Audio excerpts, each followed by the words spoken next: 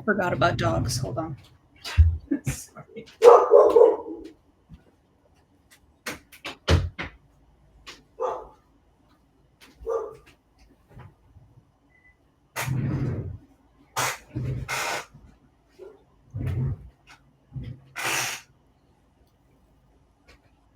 Well, Sandy, it's so homey. I kicked my dog out. So Oh, nice.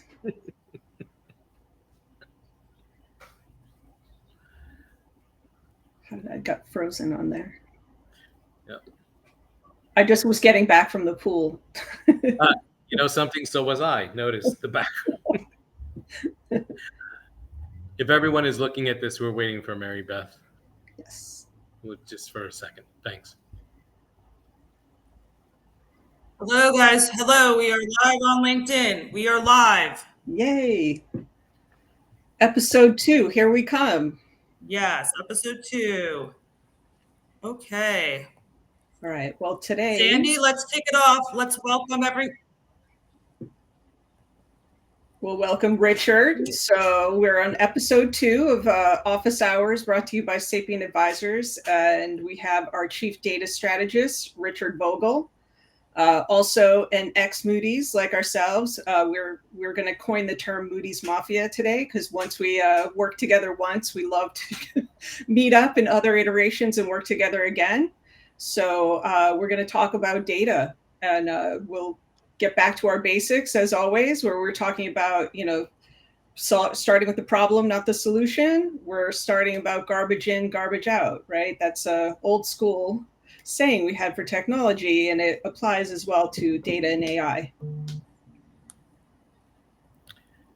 Sure. So shall I start with myself in the introduction? Sure. Yes, Richard, we're going to hand it over to you to introduce yourself to the audience, and we welcome you today to Office Hours, episode 2. Thanks very much. So everyone, my name is Richard Vogel. I have, in a nutshell, over a career, I've been involved in numerous investment bank functions, and also consumer products and technology functions across many, many years. But I find for myself that I was a transformation agent throughout every single opportunity that I was given to my work career. And of course, this also includes the offshoring that has really happened over the last 25 years, which of course had to start with knowing what your processes were, what your functions were, and what was the outcome that you were trying to get. So I was recently asked, really, what's my sweet spot? Where do I like to focus? And I have to tell you, it's the entire process. Okay, it's the understanding the product and the information and services you're trying to get to the customer, but also what are the inputs that you need that are going to be transformed in some way to get to that product and service. I even go even deeper than that, where I want to know from a manual perspective how much time is put into that, how much time is put from an automated perspective, and then what are the dead zones that are actually happening across that governance from soup to nuts. But you can just imagine that if we're sourcing and getting data, what are we going to do with that data? How does it have to look? And we're putting AI not at the beginning of all of this, but more toward the customer focused end of things, because that's where the interaction is going to happen. So we need to enable AI to give the right information out to our customers. And that's really every step of the process, including quality controls, where these need to have integrity, and we'll get into that trust option or that trust requirement later on in our discussion.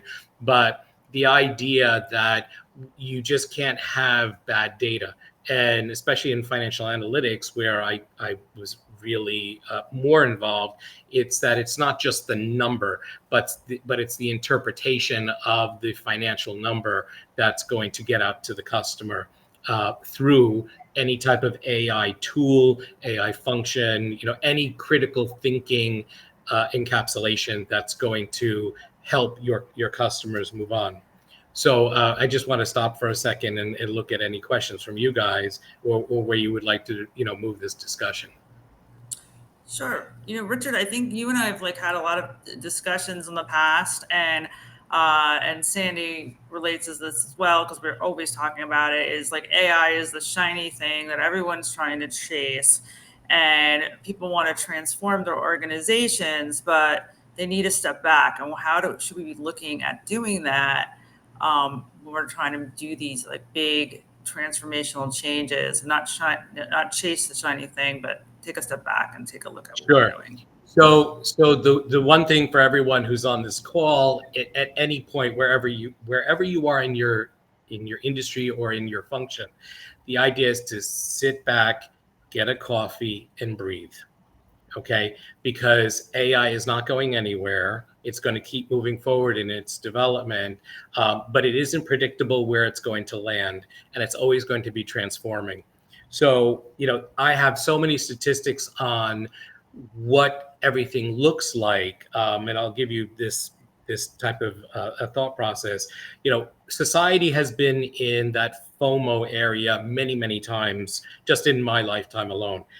Whether it's in computer programming and law, investment banking, and social media, it's like everything keeps changing. You have private investment, public investment just being thrown at the transformation without a consideration of what the end goal is or what the inputs are going to be.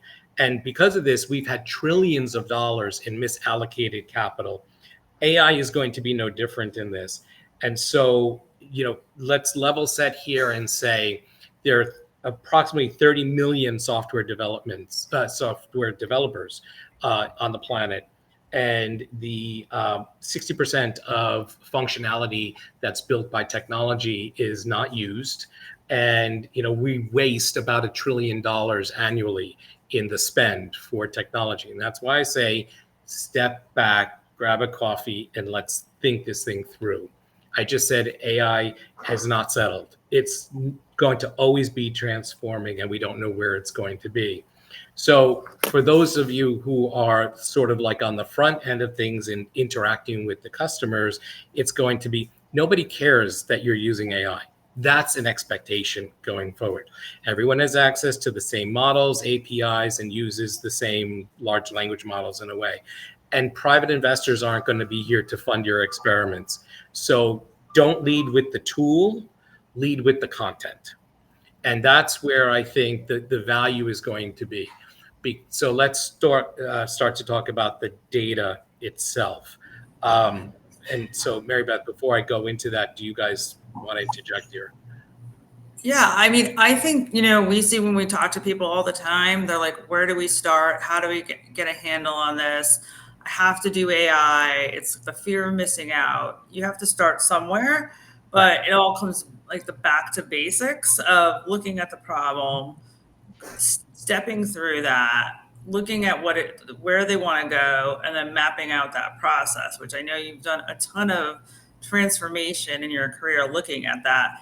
But the foundation always comes back to that data, right? Yeah. How are we going to ingest the data, manage that data, clean it, organize it, normalize it, so that then it can be read by these machine learning models, right, and give us the right results, what we're looking for. So, and that's why for everyone on the call, it's like you're looking at three people here who have experience on the product side, on the process side, and the governance, and then on the origination of the data and how it needs to look going inside. And I actually have talked to a couple of our customers for Sapient Advisors where I have a few underlying beliefs in this. You have, say, two different types of companies using AI. There's the one that has a legacy database. They're an older company. They need to become faster and use AI, and that critical thinking as a tool has to be brought forward. And then you have people coming up with new types of products that are new data sets that either are where the data is provided by someone who's already gone through that investment of putting it together, or they have to figure out how to build it themselves. What you look at for me is that there's all this data, it's in many, many different formats. How do you get it? How do you understand how to put it into a golden library? The golden library, I say, is because you never want your database to become stale because you left some information you had access to on the cutting room floor. Okay, that's you have a source, you get the data, and you say, well, I only need this many data points, I can dump the rest. But business requirements change, regulations change, society changes. So if you have the ability to capture everything and put it into a common format that your AI can rely upon, then you have a better chance of having a database than you can monetize, that you can continue to use in perpetuity. And it's not something where, oh, you forgot something or you made a conscious decision to leave it behind. That's like the one main thing that I'm looking at, is that so many people decide to leave things behind. And in the last product that I worked on, we found that a regulation would change in a country around the world, and then we have to go back, find out how many institutions were affected by it, in other words, on the product side. And then you have to go back and invest operational resources into grabbing that data. And we're only going back 2 years. So that means that everything else before that, okay, is basically not as valuable as the data up front. So that's why I always say never leave anything on the cutting room floor. It has to do with the archival abilities, but you can't do that. So I think it's that what I'm seeing is the mirror ball is shining, the glitter is thrown up in the air, and people don't look at data as being where they want to invest money. It doesn't give them the biggest return up front, right? But the thing is, the investment has to be made in order for your AI to really be valuable. If something is wrong, like we did find a technology that allows us not to leave anything on the cutting room floor, okay? And you're investing in making sure, say, numbers are correct or your unstructured data is interpreted correctly. But they're just not complete enough that the AI is going to make an accurate decision or suggestion. And let's just touch on that for a base. Society, the way we see it in the marketplace, is all about AI, and then people are doing things that takes out the critical thinking of the human person and says AI is perfect, AI is the truth. And so if we want AI to be close to the truth, you have to have complete sets of data in order to do that. And you end up, when a company or an entrepreneur doesn't invest in the data, you can't guarantee that is really what's going to happen. At some point, your integrity is on the line about all of this. Yeah, that's actually a great point. Like, just getting back to the early days, say, of like the internet, we had a very similar issue where people weren't really sure how to trust, can I put my credit card into an e-commerce site? We're having a similar issue with trusting AI. It's like, on the one hand, you're using ChatGPT. What was it? 68% of your employees are using it, whether you have a policy against it or not. They already are. So they're trusting it, but they're verifying it. How do we get to that level where now we have secure, logins, we have the ability to put our credit cards, we have PayPal, all these trustworthy things? How do we get there with AI? So I think there needs to be a sort of a culture of learning around this, is that you get used to saying AI is a tool that is there to augment what I, as a human being, have to do. And I think at our seasoned business experience, we say, wow, where did critical thinking go? And because of the way AI is being used, part of it is games, part of it is just a tool so I don't have to do any work. But we can't let it get to the point that AI does our critical thinking for us, because we're dumbing down our society if we're saying that AI is giving us information. And many of us have had the experience, just using some of the tools where we got out an answer and we're like, no, that's not right. I put into a specific AI tool, tell me how many hours there are between 2 p.m. today and 4 p.m. tomorrow. And they gave me an answer that eliminated the day change. And I put in with prompts the exact date and the exact times in a 24-hour session, and really it was it gave me the wrong answer. My critical thinking was, no, that's not the right answer. But people are using AI to get right through that and say like, oh, it's only going to be this this short amount of time. What would be some really tactical ways for leaders to help their employees gain this trust? What would be some suggestions you have there? First is, let's look at this. I saw an interview with Jamie Dimon, and specifically asked, what's the value you're putting in AI?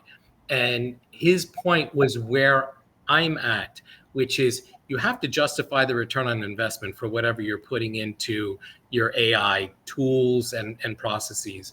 And you also have to approach them with some level of critical thinking, like some, not New York sarcastic, but New York cynical, I'll say, where it's like, really? Just step back. That happened, and the one thing I did with anything I get from AI is like, tell me where you got that data from. Tell me what you're using for data. I'm actually asking AI tools, and then they show me what sources they used. And I'm like, yeah, I wouldn't have used that source, and I wouldn't have used that source. So the thing is all about developing our critical thinking skills, the stuff we don't get from our educational system here. Our educational system is, memory, rote, practice, test. It's not the summary and what did you get out of it. Yeah. And that's where I think that 5 whys, right? You have to kind of ask a little deeper into I would always ask deeper. Think about how many times you created a nested Excel spreadsheet, and at your end, your 5th sheet, which is all nested among all the other 4, you're like, whoa, where did that number come from? And you have to backtrack through your process to figure out where it figured this out and what number. And then all of a sudden you find that one cell somewhere had a 0 in it that it shouldn't have. Right.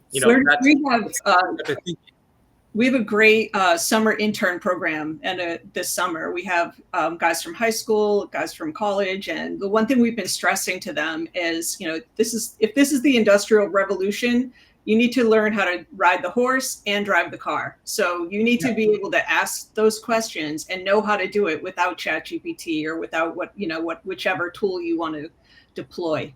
So right. Yeah, great. Isn't there, guys, here, I'm just weigh in here, I just think there's another piece here, right? There's the critical thinking, but isn't there, and I've seen it with us working with our interns, educating folks about the data sources and what's a good data source. And so people go out and value that. So they'll say, hey, Sandy and I were at a trade show earlier this year, and someone was showing us what their product was.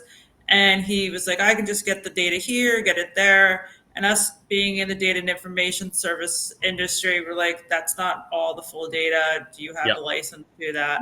So how do you go and get people to understand that? And then large language models, really, it's just estimating the next word. Well, and that's the thing. And I think, in a place where I must have talked to like 200 booths, it's one part of this is the entrepreneurs not knowing what the bigger players are doing, what data is being collected. We all worked for an institution that had 150 different data sources that they collected from around the world. And the thing is, those data sources are now saying, wait a minute, why am I selling people my data when I can put AI on top of it and create my own products? That's a really huge change to what the marketplace has been doing. That's a really big disruptor. And then you have entrepreneurs coming up with these, hey, I can fill, this data, I can do this data set, fill a gap in the marketplace. And I'm looking at them like, yeah, I already know who's got that data. You're not getting that data. You don't know that you're not getting that data. ever, and probably that institution is actually building your product and you just don't know it. You know, and then you have other people where their knowledge, and we've talked about this, is on the technology side, but they have no product experience, or they're on the product side and they have no technology experience. And you get to the point that my questions were to product people. So where are you getting your data from? Oh, I use artificial intelligence. Yeah, but where are you getting your data from? I'm using large language models. It's okay. I won't stop. I won't continue with that line of questioning. The line of question now is, so let me explain to you what you think you're going to do. Some of your data you're going to collect from customers, and other data you think you can scrape the internet to be able to provide through your large language model, through your AI, and provide to your customers. And then I walked away and said, yeah, that's not happening.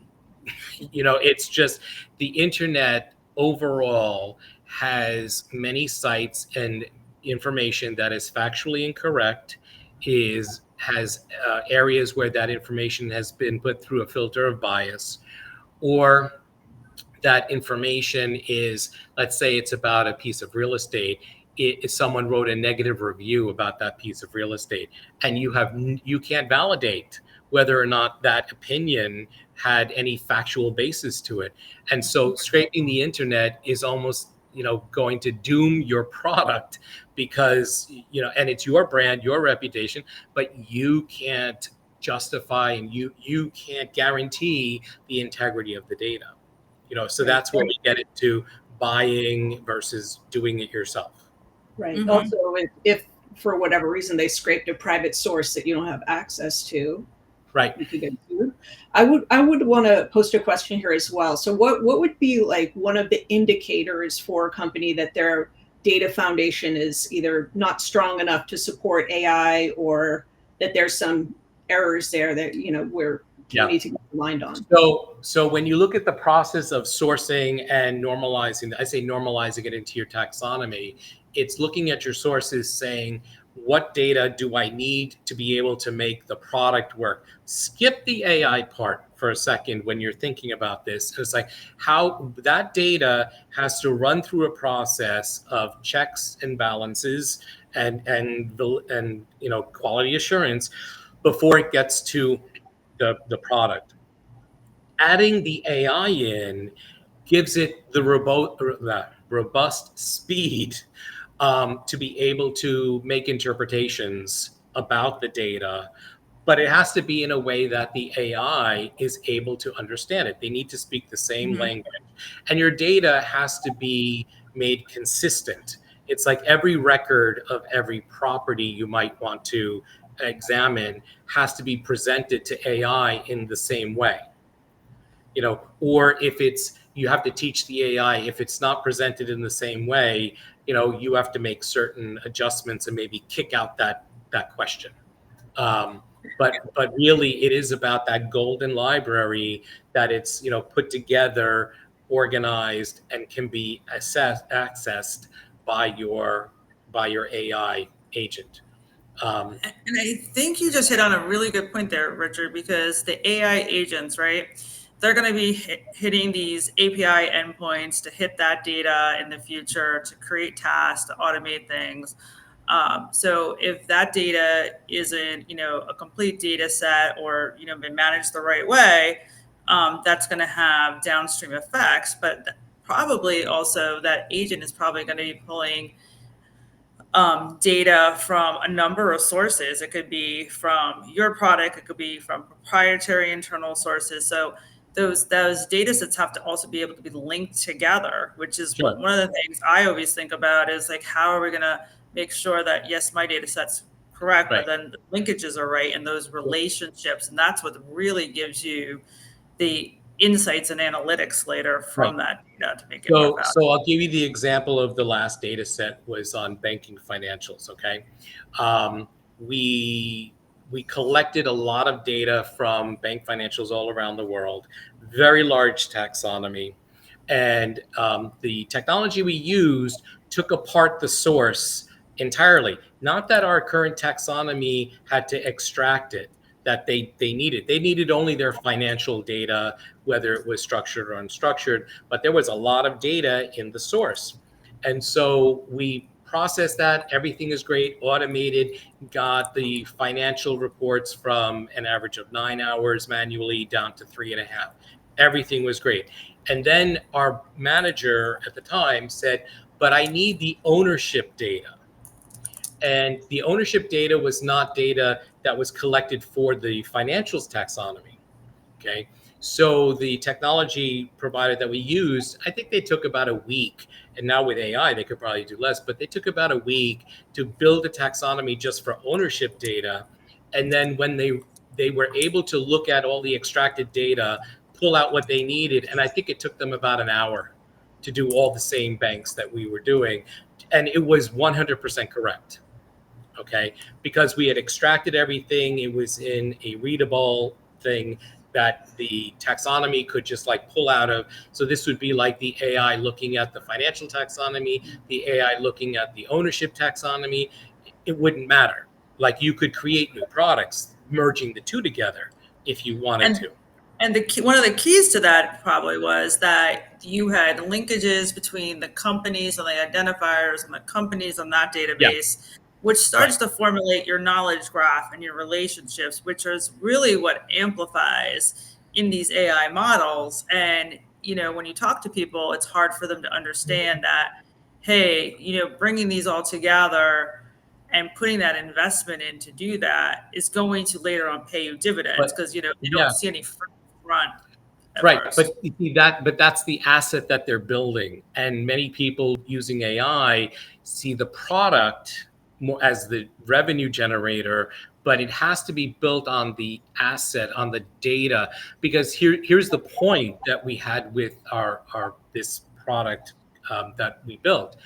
We built a framework for operations for exceptions management so that the machine could learn. But the machine, if there was ever a machine that would work better, we could take out the old one and put in something that was upgraded. Okay. And that's why I'm saying it's not about the AI itself. Like if a large language model or a way of doing large language models improved, okay, it's that's the plug and play part. Yep, right? Your exactly. database is not the plug and play part. It's the foundation on which everything you do rests. How do you go? And I think one of the things that I think I've always, wondered how to get people to mind shift is how do you go and like get the organizations to see the data as a strategic asset? Because a lot of times what they do is they say, I want to bring in this AI solution, right? Whether it's an internal solution or they build a product, and then the data gets worked on, but it's not part of like the DNA in the firm. So how do we like shift that? That's something that I've been. Yeah, and I understand, and I think it's always going to be a challenge because you have the politics within organizations, you have investment, the P&L, the budgets, you have who's championing what tool, regardless if it's a good tool or not. It might not be the best tool out there, but when you identify the best tool, how can we get people to understand? And I think it is that in order to convince them, you have to explain beyond the product that they're trying to build. The It's vision. not just the vision has to go beyond today's product, but here's how you reduce your risk. Here's how you can expand the use of your database. Here are the other different products that you're able to use. Here's how you can expand existing products so that they're always current and valuable and that consumers will want to use them. Okay. Because if anything in that process goes stale, the product becomes, has less value and you don't get to charge as much for it. I think you hit on a couple of good things there, which was like the outcomes, right? Like the de-risking, right? Your reputation, your revenues, your opportunities.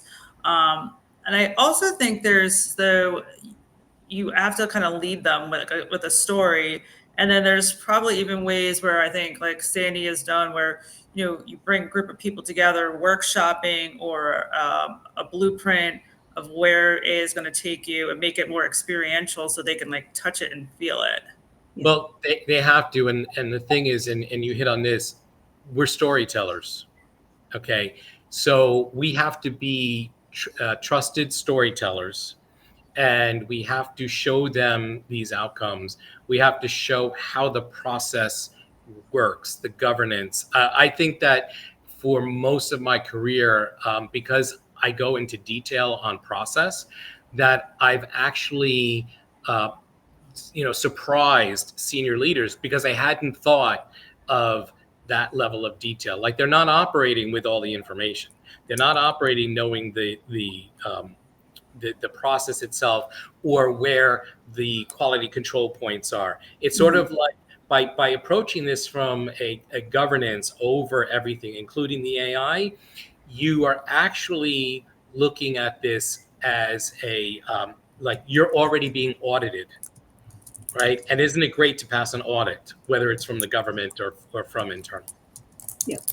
So, Richard, I think a lot of the examples you gave are great if you are a humongous, billion-dollar financial services company. What are some practical steps a mid-sized company maybe doesn't have a huge budget for all of this to get started? Some practical, Right. So the thing is that when they have a product, they need to see what data they have that's going to feed into it. They need to create their data library and they can do it in a very simple way. And I'm not saying that, when I say leave things on the cutting room floor, that doesn't mean, that's easy enough to keep on the side. Okay. But they still need to think about how to either merge everything into a golden library, organize it, or that they have to be able to have, like, say, a separate section where you bring everything together. I'm not saying that there are tools out there that will help them do this, and they become better and better all the time using even large language models. But we work with some of them already. Like we've really tried. I mean, I did at least 7 proofs of concept, and I wouldn't say that the one we chose is it itself is always morphing into the best. And you're right, mid-sized companies, it's like they need help beyond the staff that they have to understand how this is going to transform. Mid-sized companies, they need the control over what's happening, but they don't have necessarily the expertise to identify the pitfalls along the way.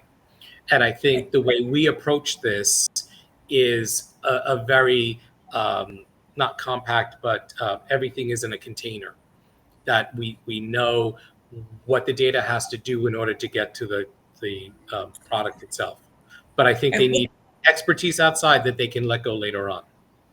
I think there was something that you said there, though, just to double click on, is you talked about the data library. And I always think for the data library starts like your definitions, right, of the items. And different parts of a firm can have different definitions for the same item. Right. And I think that starts to get people aligned a bit. Right. Well, the thing is that if you train your machine that's going to build your data library, you can start to say that certain data points are referred to differently in different countries, in different industries, in different ways. Like you have to train your model a bit. The one that we worked on had, I believe it was 2,400 data points that had to be trained across 140 countries, and in different languages.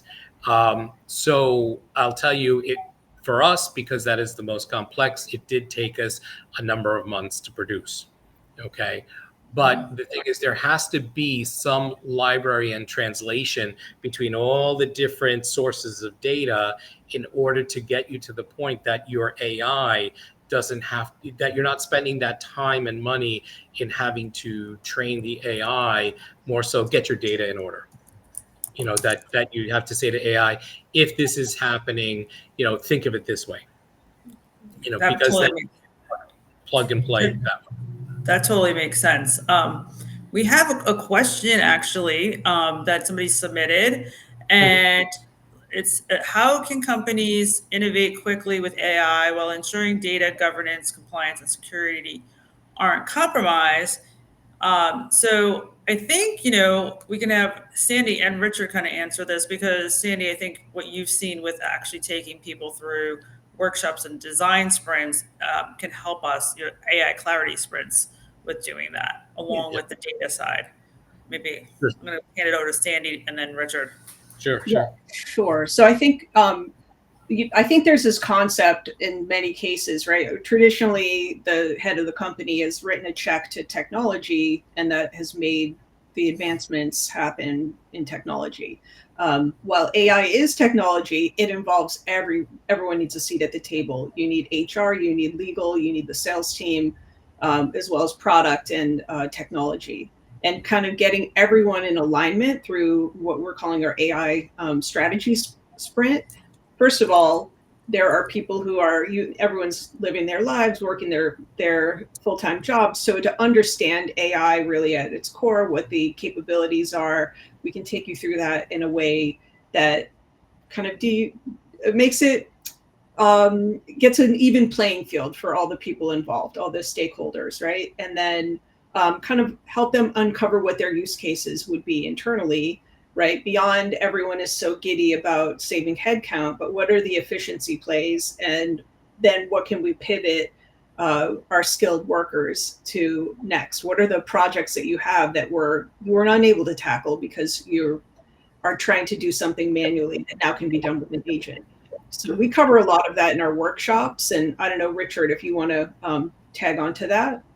No, it's the fact that you said what you just said sort of leads us to the point about what jobs are enduring. Oh, yeah. Because we've gotten to the point of, over the course of years, we've gotten to the point of, knowing what our processes are, then disconnecting those processes from the places that they're done, then to, moving them offshore. And now it seems AI is going after all the offshore jobs, plus all the critical thinking jobs, depending on where our guardrails are going to be when it comes to AI and how we use it. Well, on that note, what would you say are the enduring jobs then that Sure. require humans? So when I was living in the Philippines and I was building one of these delivery centers, I came up with the thought, and I, of course, come back to the States and everyone's angry at me. But I said, American parents are the worst people to tell their kids what they should be studying and what they should be doing. Because of the computer programming and investment banking and everything we went through over decades. I say that people should either do careers or jobs where they intend to be the best in the world at whatever they're doing, or they have to take a position where you have to touch somebody. It's all about the human connection at this point, because if a job or function can be done electronically and moved somewhere in the world, it will always go to the lowest cost area. But I think that AI is taking those jobs right away, because we said the simple transactional jobs are the ones that are moving offshore. So now it's going to be, oh, wait, we can do that with AI and get the result in like a minute or so. So it is about the human connection. And if someone is studying something right now where their accounting degree and their focus can be done in a low-cost area of the world, there are hundreds of millions of people in many different countries who are speaking English to some degree, and they are able to do that type of work. Okay, so and even those countries have even gotten more complex. The article, I think it was in the Wall Street Journal, where they talk about India BPOs are either behind the times, or they are all doing programming to a degree that they're trying to keep their jobs, but they still won't keep the volume of people working at those positions. And so that's why it has to be about the human connection here. The value add has to be in front of the person that's doing the consumer. What about with that, with a person like touching the consumer, some of those people are real like experts. So I kind of think about AI does, you can extract data, you can summarize content, right? You can do research. But then when you take all the different pieces of information together, it takes that expert or person working with the client to synthesize it, right? That I don't think we're there yet. Yeah, no. So here's where I see the big challenge for us as a society, and they're not just us. It's all Western societies that have maybe more complex economic functions, where we are eliminating our first and second steps of any job that would happen. The young people that would get trained on something. I remember at Legal Tech that there were law students that came there, and they were complaining to the BPOs that did legal work that they were taking their jobs because that was their stepping stone within the legal field to get experience. We are losing that, and we haven't solved for that yet. Okay, and that's where AI, we have to work that out as a society, because if the McKinsey consultant, and I'm going to say the real consultant, okay, who's had 10 years of experience, once they reach a certain plateau in their career, where does the next one come from if you don't have areas for them to practice, to start, and to move on? That's where I think the guardrails have to be on what are we using AI for? Is it to replace the critical thinking of people, or is it just a tool or a source of information that has digested large libraries of information? Okay, and that's where I feel the data set comes into, that we trust the data that we're using to be a tool to help people move forward. But it is going to be the challenge. Okay. So one other thing I just want to, we're almost at a quarter to the hour, but we're also just want to give it a shout to the audience who's been listening, and we've been taking some questions there, and we just wanted to see if anyone had any additional questions. To please feel free and type them into the comments of the LinkedIn Live, and Christine, who's been moderating that, will pick up your question and send it over to us to answer. But we'll, continue to, on. Yeah. But in the meantime, you can send any questions you have. Yeah. I don't know if you guys saw this, and I don't know where this was produced, but apparently McKinsey let go 5,000 consultants and replaced them with 12,000 AI agents. Even if that's not true, which of course I'm the person saying, really? Because I really have to go into the source of that. But it's like, that's what's coming toward us. That's what every company is going to be, really looking at. Yeah. I think what it comes down to too is, though, it's the business models too that are going to be challenged, right? So yep. We'll look at some consulting firms, or even, legal's another one that's going through it right now.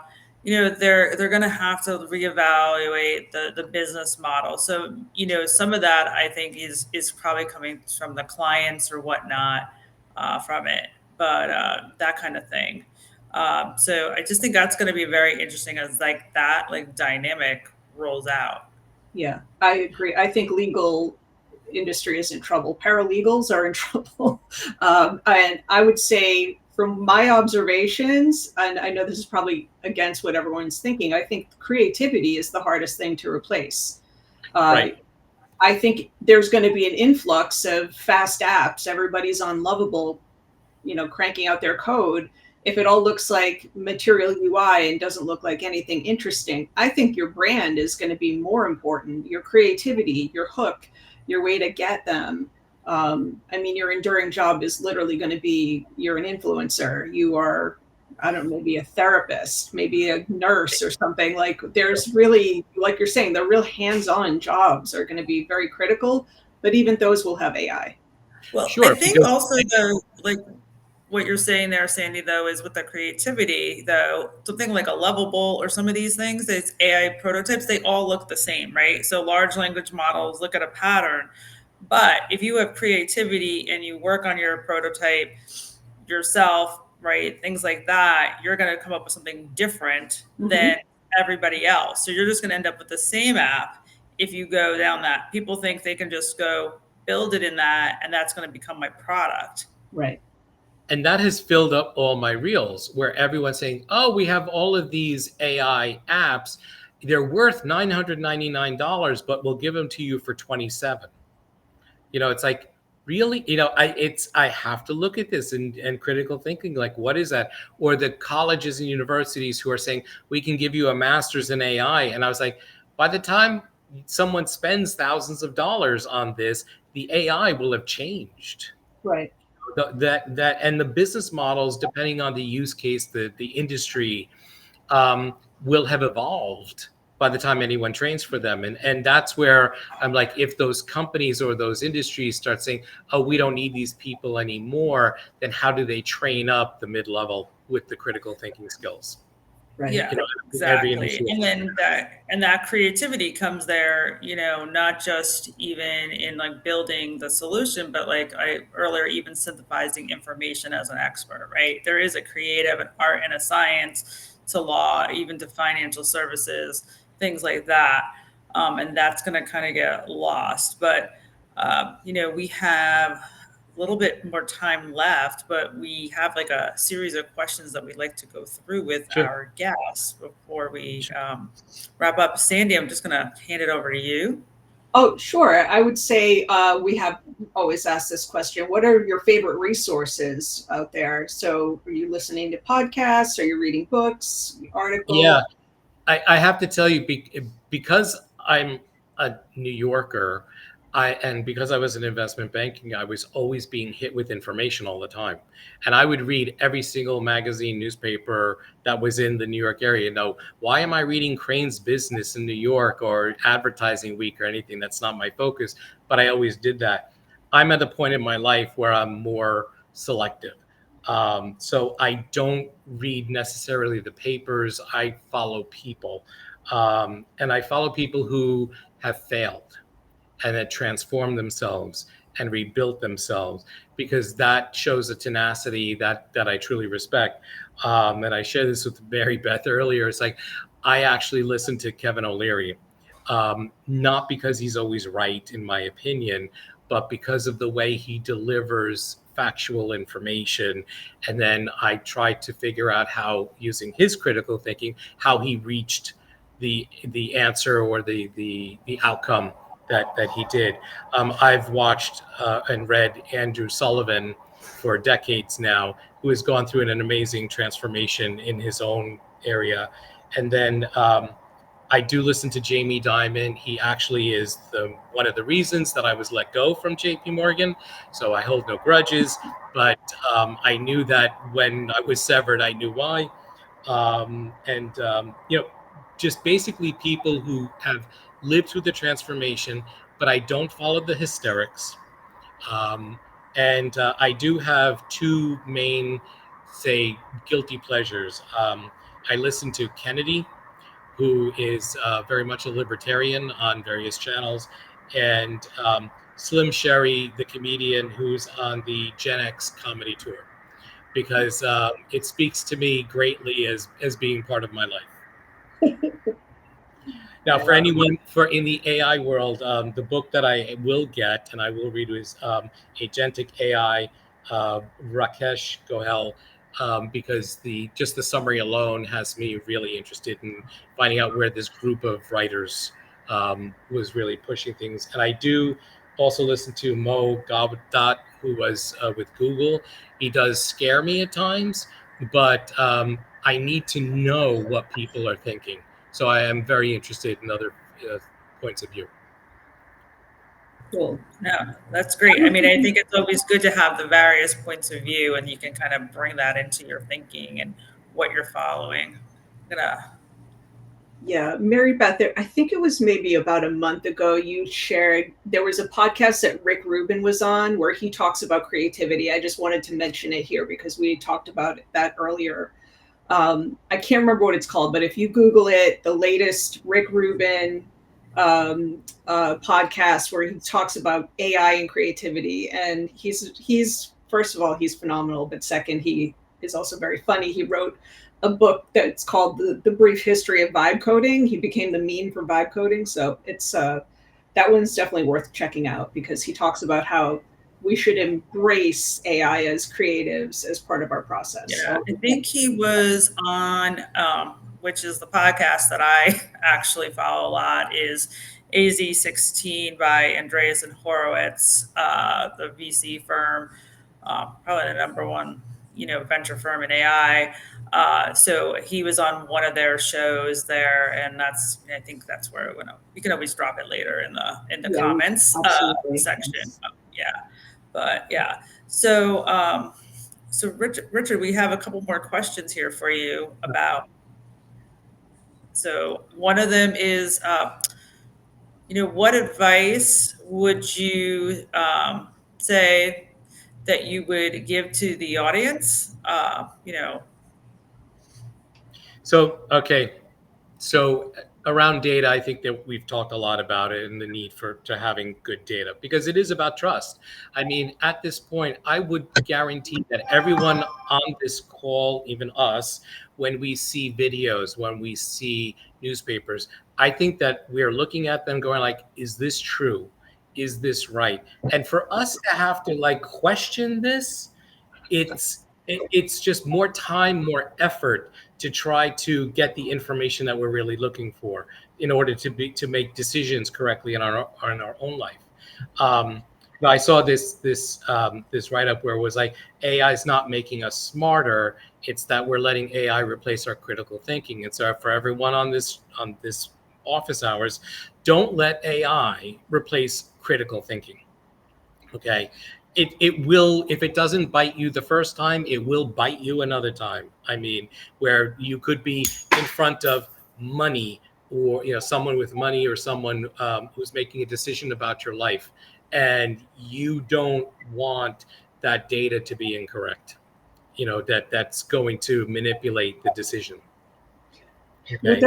Would there ever be a situation where you would not use AI at this point, where you would just go more in a traditional like collect data sets and? Okay, I'll share this with you guys. Okay, I have used ChatGPT. I ran a couple documents through ChatGPT, and it made no changes. It's like I was like, come on, do something. You know what it did? It reduced some places where I had double spaces after a period. Because that's not the way to write anymore. But right. I'm like, what words? Wait, you're supposed to make this better. And I did use the prompts. So then I had to start saying, make this document sound like Jamie Dimon said it. Make this document sound like this person said it, as the only way to get a change. Because if I said, make it sound like an executive or a consultant or someone of leadership said it, it wasn't changing my document. Right. It made it look plain vanilla. Yeah, it was it. And that's where I was disappointed. And I'm saying, well, what's the big deal? I mean, my hope with AI is in the healthcare field. Okay. The idea that the hospital systems are acquiring data about us, and they can anonymize it, I don't care, but that one hospital has a situation that another hospital already solved for, and through their databases and through AI, they can find a course of treatment that's going to help people in disparate places. Yeah. That's where I have the AI hope. But as far as some products and services, if the data isn't really broken apart in a way that your AI can use it, I don't have hope for that unless they've invested in that first part. Yeah. I mean, I just am trying to reclaim the M dash. I don't like what ChatGPT has done. M dashes are valid. They want to keep this created. Someone coming from publishing. Yeah. So. Yeah, it's very difficult. When I was at an investment bank, we had a whole style that we built up about the investment bank to make sure the brand was all aligned. And now I still talk like that investment bank. Yeah. Because of all the things I did, and I was in that area of marketing services, that it was like we need to do it this way. So this is the way we do it. They're failing kids' papers because of the M-dash. I mean, we can't have this. Okay, I think we're getting towards time there, Mary Beth. Do we want to talk about? Yeah, we are just. Before I do that, just one thing I just want to ask Richard is, do you have an ask for our audience? We always try to ask people, they have an ask for our audience. We're trying to, share with them, but then also for our speakers. So for everyone in the audience, it's like, what is your concern about AI? And for some of the solutions or the anecdotes that I've given, what might be something you would have done differently? with developing databases or looking at governance of a process. And in that process, what do you think is the most important part? I mean, you can agree with what we've said, and if you feel something else, let us know. And also, Richard, what is the best way for people to get in touch with you if they wanted to reach out after this? They can absolutely reach out through my LinkedIn profile. I am watching it. LinkedIn has sort of turned into like another Facebook, which is driving me a bit insane, but they can reach out to me. And I don't post weird things in my LinkedIn, so that's fine. And please, for the love of God, put on your 2-factor authentication. I know. Yes. I will tell you. Oh, and so for a little side note, everyone, when you buy a car, they don't address all Bluetooth. I spent 3 hours with Verizon yesterday, and my phone still will not go hands-free with my car. There was a battle royale, and it's still ongoing. So I did not know that GMC did not support Samsung 25. Well, now we have. All right. Well, thank you so much, Richard. I think for our next episode in September, we're going to have our friend Dave Merwin on. You want to talk about that, Mary Beth? Sure. So we're super excited to have a good friend of ours. He'll be joining us on September 16th at 1 p.m. Dave Merwin, who actually, he is a extraordinary product strategist, design thinker, agile methodologies. He's really a true unicorn, as I call it, in technology. He can do product, he can program, he can design, and he started his own, facilitate. He does it all. And he started his own firm. He's a co-founder of a firm called Spark, and it is an AI innovation lab where they come in and they look at how AI can be built out for small businesses, and they run experiments, educate, implement end to end, and he's just doing fantastic work of taking people to the next level. And Christine is actually going to be dropping in our comment section the link to the next session, and we look forward to seeing you all next month. And thank you for joining us and taking your time out of your day. Have a great day, and we're going to be signing off. Thanks very much. Thanks, Appreciate it.